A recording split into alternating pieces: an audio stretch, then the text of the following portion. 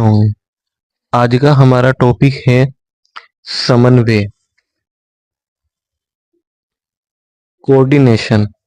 समन्वय का अर्थ है संगठन में कार्य करने वाले सभी व्यक्तियों और विभागों के कार्यों में तालमेल स्थापित करना, ताकि सभी लोग एक ही उद्देश्य की प्राप्ति के लिए मिलकर मिलकर काम करें।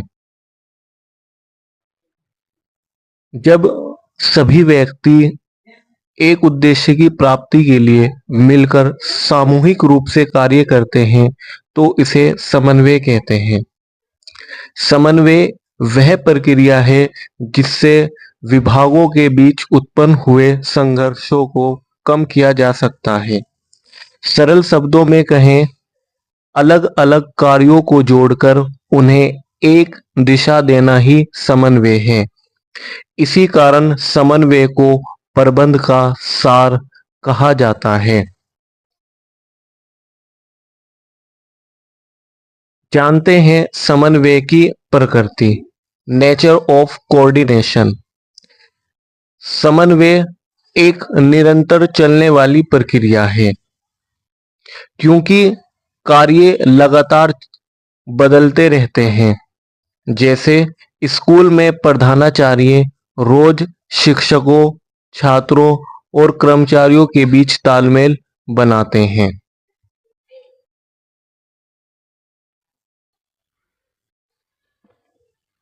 नेक्स्ट, सभी स्तरों पर आवश्यक।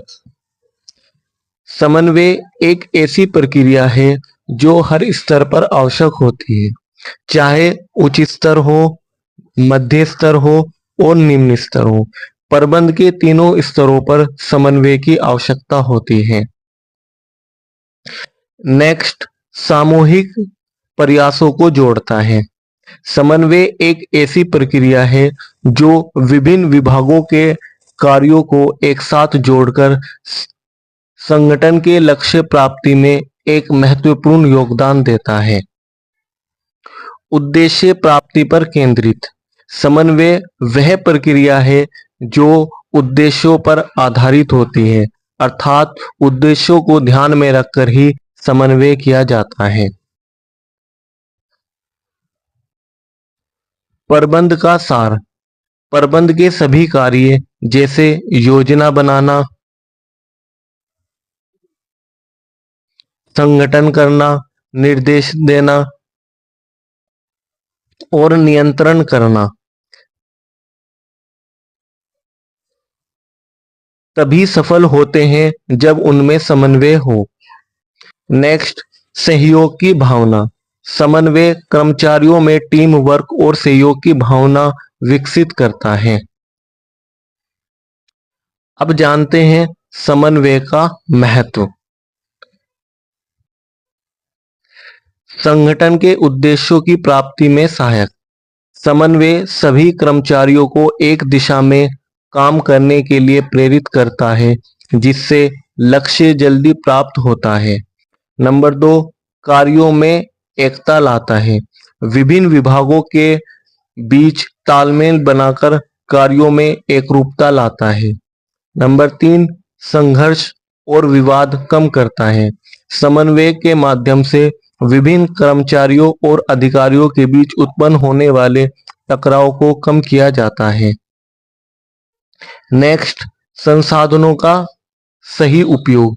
समन्वय एक ऐसी प्रक्रिया है जिसके द्वारा संसाधनों का उचित रूप से उपयोग किया जाता है, जिससे कम लागत पर अधिक उत्पादन हो सके। कार्य कुशलता बढ़ाता है।